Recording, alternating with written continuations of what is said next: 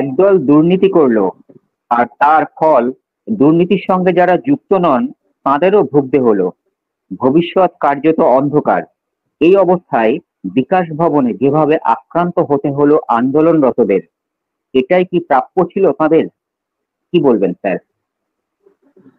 আমি নিজে শিক্ষক হিসেবেও নিজে খুবই আমি ব্যথিত এই কারণে যে এরা প্রত্যেকেই শিক্ষক ছিলেন, শিক্ষকতা করেছেন 3 বছর 4 বছর 5 বছর ধরে তারা শিক্ষকতা করছেন, এবং তাদেরকে যে অবমাননার মধ্য দিয়ে যেতে হচ্ছে সেটা শিক্ষক হিসেবে আমাকে খুবই ব্যথিত করেছে।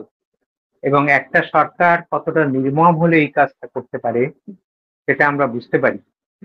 আমরা দেখলাম যে সুপ্রিম কোর্টের রায়ের পরে, খুব সম্ভবত গত 3রা এপ্রিল এই রায় হয়েছিল, এসএলএসটি রায়ের পরে, তারপরে এই শিক্ষকরা ভেঙে পড়েছিলেন এবং মুখ্যমন্ত্রী তাদেরকে ডাকলেন, নেতাজি ইন্ডোর স্টেডিয়ামে তাদের নিয়ে মিটিং করলেন।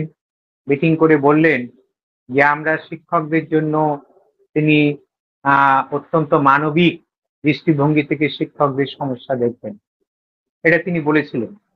এবং বলার পরে আরো অনেক কথা বলেছিলেন, কিন্তু বলার পরে আমরা দেখলাম যে এই শিক্ষকরা যখন ডিআই অফিসে শান্তিপূর্ণভাবে বিক্ষোভ দেখাতে গেছেন, সেই শিক্ষকদের উপরে যেভাবে পুলিশ আক্রমণ করেছে, এবং আমরা দেখেছি একজন পুলিশের কনস্টেবল যেভাবে লাথি মারছে, বুকে লাথি মারছে একজন শিক্ষককে, সেটা আমরা দেখেছি।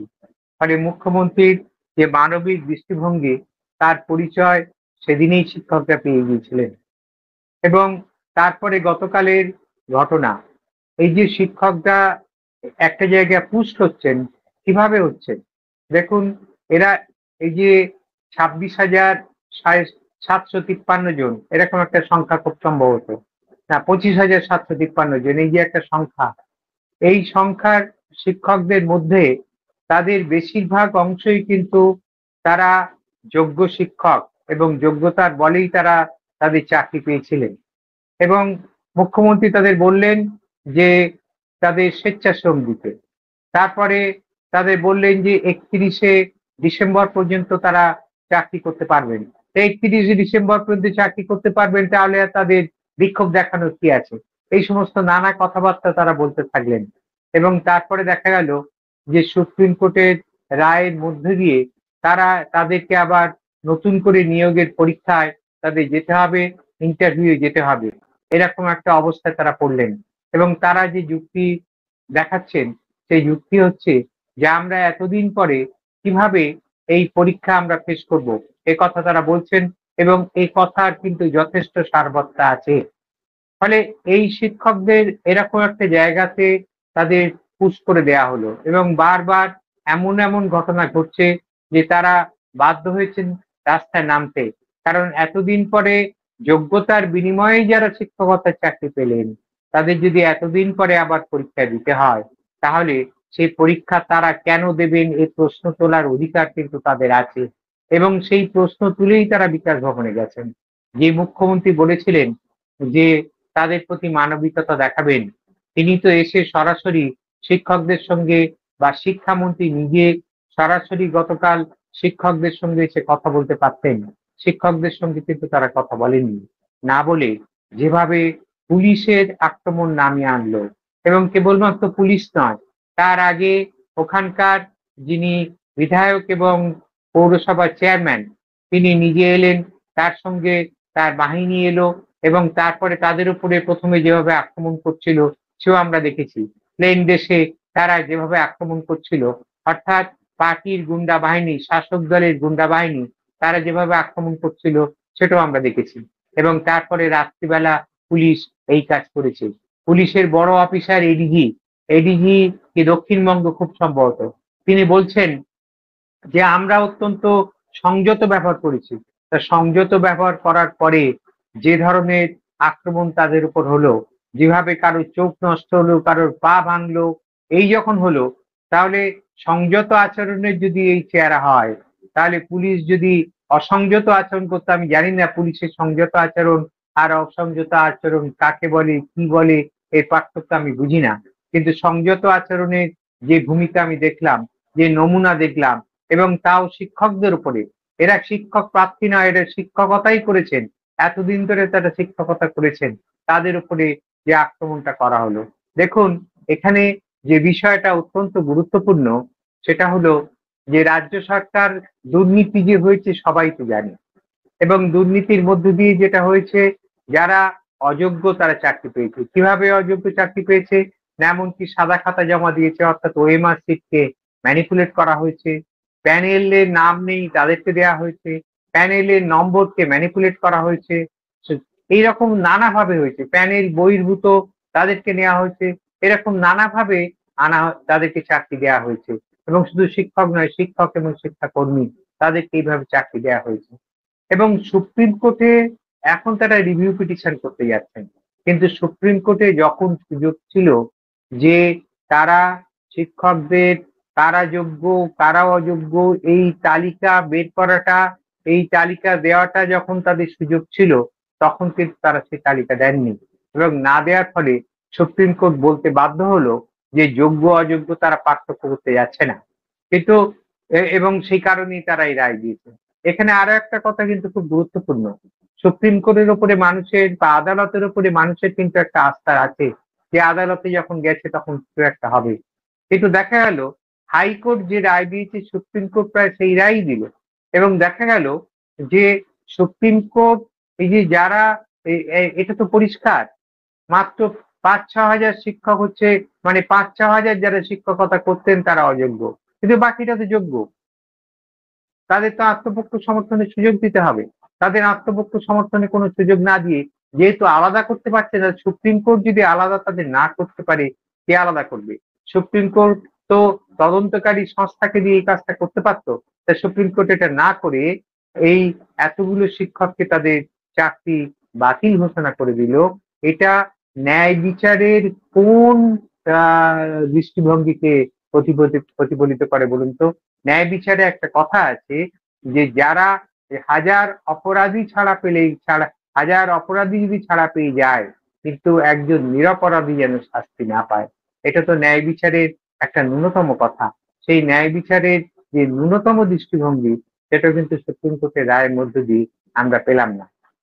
এবং তারপরে দেখুন এদের নিয়ে কিভাবে রাজনীতি হচ্ছে, এবং সমস্ত শাসক দল যারাই যে রঙেরই হোক না কেন, এই ত্রিপুরাতে দেখেছি যখন আজকে যারা আন্দোলন করছেন, মানে আজকে যারা যে বিরোধী দল আন্দোলন করছে, তারা যখন সরকারি ক্ষমতায় ছিল, অর্থাৎ সিপিএম পরিচালিত বামফ্রন্ট, সেখানে 10,323 জনের চাকরি গিয়েছিল। এবং সেটা চাকরি গিয়েছিল এই কারণেই যে তারা তাদের নিয়োগটা হয়েছিল যে পদ্ধতিতে নিয়োগ হওয়ার কথা, সেই পদ্ধতিতে নিয়োগ হয়নি, তাই তাদের চাকরি গেল। এবং চাকরি যাওয়ার পরে আমি এখানে একটা কথা বলি, যে চাকরি যাওয়ার পরে এখন যারা ক্ষমতায় এসছে, তখন তারা ক্ষমতায় আসার দরজায় দাঁড়িয়েছিলেন, তখন তারা বলেছিলেন যে তারা কিন্তু ক্ষমতায় এলে তাদের চাকরি দিয়ে দেবেন। তারা ক্ষমতায় এসছেন কিন্তু তাদের চাকরি হয়নি। এবং এখনো এই যে বিরোধী দলনেতা যিনি আছেন তিনি বলছেন যে অযোগ্যদের, যোগ্য অযোগ্যদের তালিকা তাদের হাতেই আছে, তারা যদি 2026-এ ক্ষমতায় আসে তাহলে তারা এদেরকে চাকরি দিয়ে দেবে। ভাবুন কথাটা, তাদের কাছে যদি তালিকা থাকে, তার জন্য ক্ষমতায় আসা কি দরকার? তারা তো আহ, তার ব্যবস্থা করতে পারতেন। এবং ওই বিচারপতি যিনি এখন বিজেপির একজন এমপি, সেই বিচারপতি তো রায় দিয়েছিলেন, তিনি আবার এখন তাদের কাছে যাচ্ছেন, তাদের কাছে গিয়ে চ্যাম্পিয়ন হওয়ার চেষ্টা করছেন। এই অদ্ভুত একটা খেলা চলছে দেখুন। আবার আজকের যারা এই বিরোধী দলনেতা, যে রাজনৈতিক দলের, সেই রাজনৈতিক দল দীর্ঘদিন ধরে ক্ষমতায় আছে ইউপিতে, এবং সেখানে 69,000 শিক্ষকের চাকরি আছে। তাহলে দেখুন, এখানে তৃণমূল দল ক্ষমতায়, তাদের প্রায় 26,000 চাকরি। সিপিএম যখন ক্ষমতায় ছিল, সিপিএম পরিচালিত বামফ্রন্ট, তারা যখন ক্ষমতায় ছিল ত্রিপুরাতে, সেখানে 10,323 জন, এবং বিজেপি ক্ষমতায় আছে ইউপিতে, সেখানে 69,000 জনের চাকরি গেল। তাহলে এইভাবে বেআইনি নিয়োগের মধ্য দিয়ে, অর্থাৎ যারা যখন ক্ষমতায় থাকছেন তারা ভাবছেন তারা যা করবেন তাই করে দিতে পারবেন, এবং তার মধ্য দিয়ে শিক্ষকদের যে অবমাননা হচ্ছে। এবং দেখুন যে এরা পরবর্তীকালে যদি আবার স্কুলে যান, তাহলে সেখানে গিয়ে তারা কোথাও মাথা তুলে দাঁড়াতে পারবেন, ছাত্রছাত্রীরাই তো তাদেরকে সন্দেহ করবেন যে এরা সত্যি যোগ্য শিক্ষক না যোগ্য শিক্ষক নন। এই সন্দেহ জায়গায় দাঁড়িয়ে যাবে। অর্থাৎ শিক্ষক পদের যে অবমাননা করা হচ্ছে, শিক্ষক পেশার যে অবমাননা করা হচ্ছে, এটা কিন্তু তারই সামিল। এইটা কোনোভাবেই মানা যায় না। এবং তাদের নিয়ে যেভাবে ভোটের রাজনীতি খেলা হচ্ছে, এটাও কিন্তু শিক্ষক হিসেবে আমার কাছে মনে হয়েছে এটা আরো বেশি অমানবিক। অর্থাৎ যারা ক্ষমতায় আছেন, যারা বিরোধী দলে আছেন, এবং তারাও যখন যেখানে ক্ষমতায় ছিলেন, তারা প্রত্যেকেই একই রকম শিক্ষক নিয়োগে বা নানা নিয়োগে দুর্নীতির সঙ্গে তারা যুক্ত, এবং তারাই আজকে এই সমস্ত কথাবার্তাগুলো বলছেন। ফলে আহ, আমার মনে হয়েছে যে আজকে এই রাজ্যে যেটা চলছে শিক্ষক নিয়োগ নিয়ে, তাতে আরো একটা জিনিস হচ্ছে, সেটা হলো যে এই যে সরকার পোষিত স্কুলের শিক্ষকদের তো এটা হচ্ছে, এবং সরকার পোষিত স্কুলগুলো বন্ধ হয়ে যাচ্ছে। সরকার পোষিত এই এই যে শিক্ষকদের চাকরি চলে যাওয়ার পরে আমরা দেখলাম এমন কিছু স্কুল আছে যেখানে কিন্তু কোনো এই বিজ্ঞানের শিক্ষক নেই, কোনো স্থায়ী পদে শিক্ষক নেই। এরকমও বা একজন দুজন স্থায়ী পদে শিক্ষক আছে, এরকম স্কুলে সংখ্যা কিন্তু এখন প্রচুর। এবং সেই স্কুলগুলোতে অভিভাবকরা কিন্তু আর তাদের সন্তান সন্ততিকে পাঠাবে না। ফলে এই স্কুলগুলো হয়ে যাবে আস্তে আস্তে ছাত্র শূন্য। এবং এই ছাত্র শূন্য দেখিয়ে, ছাত্র শূন্যতা দেখিয়ে সরকার আবার এই স্কুলগুলো বন্ধ করে দেবে। যেমন করে আমাদের রাজ্যে ৮,২০৭টা স্কুল এই সরকার তালিকাভুক্ত করেছে যে তাদের বন্ধ করে দেওয়া হবে। কেন বন্ধ করে দেওয়া হবে? না, সেখানে ছাত্র নেই। কেন ছাত্র নেই? পরিকাঠামোর অভাব, শিক্ষকের অভাব, পড়াশোনার কোনো পরিবেশ নেই। সেটার জন্যই যে ছাত্র নেই। অভিভাবকরা, এমনকি দরিদ্র অভিভাবকরাও তাদের সন্তান সন্ততিকে পাঠাচ্ছেন না। এই কারণটা তারা বোঝার চেষ্টা না করে তারা আস্তে আস্তে স্কুলগুলো বন্ধ করে দিচ্ছেন। ৮,২০৭টা স্কুলের তালিকা করেছেন, এরকম আরো তালিকায় এই সংখ্যা আরো বেশি যোগ হবে। ফলে আস্তে আস্তে সরকার পোষিত যে স্কুল শিক্ষা ব্যবস্থা, সেটা সম্পূর্ণভাবে, সরকার পোষিত গোটা শিক্ষা ব্যবস্থাটাই সম্পূর্ণভাবে কিন্তু ধ্বংস হয়ে যাবে, এবং বেসরকারি শিক্ষা ব্যবস্থার রমরমা শুরু হবে। এবং এই কাজটাই করতে চাইছে। অর্থাৎ শিক্ষার বেসরকারীকরণের রাস্তাকে তারা একদম সুগম করছেন, এবং শিক্ষক পদের যে মর্যাদা ছিল, যারা ভবিষ্যৎ নাগরিক করত, সেই শিক্ষক পদের মর্যাদাকে তারা ধুলোয় মিশে দিচ্ছেন। এর মতো ব্যথা আর কোথাও হতে পারে না।